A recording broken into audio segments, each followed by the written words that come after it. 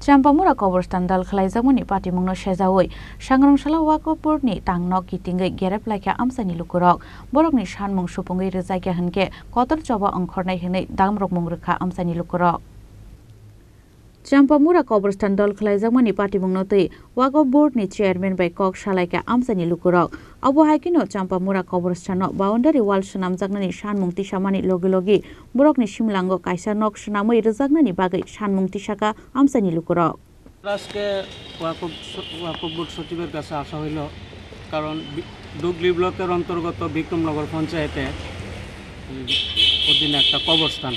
সংখ্যালঘুদের এটা আমাদের কবরস্থান আমরা দীর্ঘদিন বলতে 100 বছরেরও পুরানো এটা তো গত 9/25/2023 হঠাৎ করে রাতের মধ্যে একটা কালী মন্দির হয়েছে এই কবরস্থানের মধ্যে আমরা এটা নিয়ে ওয়াকফ বোর্ডে কমপ্লেন করলাম ডিএম রে কমপ্লেন করলাম ডিসিএম রে কমপ্লেন করলাম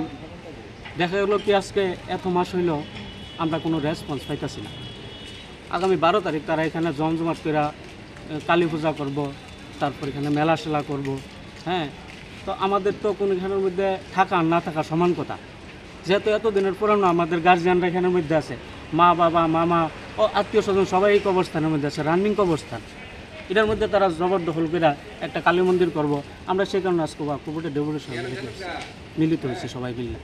কত বছর ধরে এই কবরস্থানটা এখানে 100 বছরের পুরানো 100 বছর আপনারা যে চিঠি দিছিলেন জেলা শাসক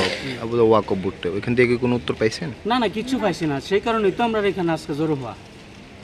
কি চান আপনারা আমরা চাই আমরা কবরস্থান দখল মুক্ত হোক এর একটা নিরাপত্তা চাই এর একটা আপনার পরিচয়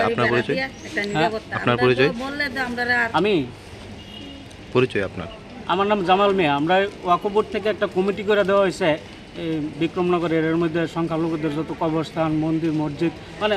সংখ্যালঘুদের যা আছে আর কি আপনার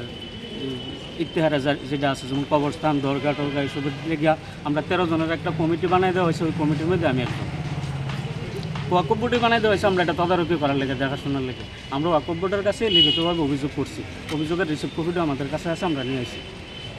এটা নিরাপত্তা বলতে আমরা যদি মারা যাই আমরা ফুলা মাইয়া দামটা লইয়া বই থাকতো না অবশ্যই এখানে মাটি দিব 100 বছর দূর হয়েছে এটা আর এটা লইয়া টানাটানি হিন্দা রাবার বাগান হিন্দা গড় হিন্দা কালী মন্দির এই হিন্দা ফুসকুনি কাটা এটা দিয়ে খুব দূর জায়গাও নাই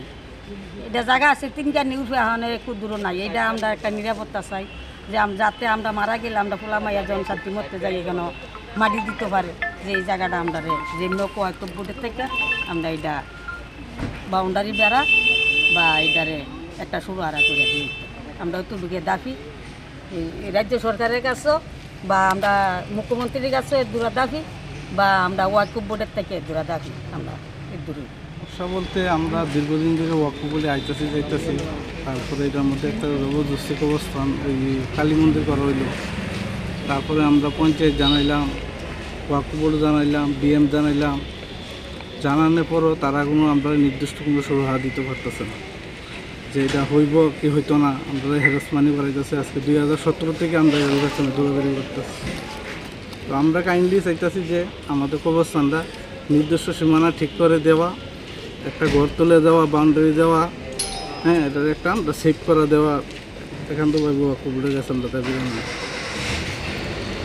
দাবি না পূরণ হলে আমরা আগামী দিনে বৃহত্তর আন্দোলনে যাব প্রয়োজনে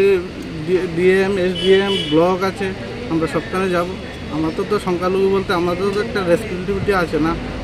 আমরা তো এই দেশের লোক বা এই রাজ্যের লোক তো এই হিসাবে আমরা আজকে এখানে মা বাসীদের নিয়ে সবাইকে নিয়ে আসছি দেখা যাক কী করে ওয়াকফ বোর্ড কোন জায়গাটা এটা বিক্রমনগর পঞ্চায়েত মধ্যমুরা কবরস্থান ব্যুরো রিপোর্ট চিনিখরা।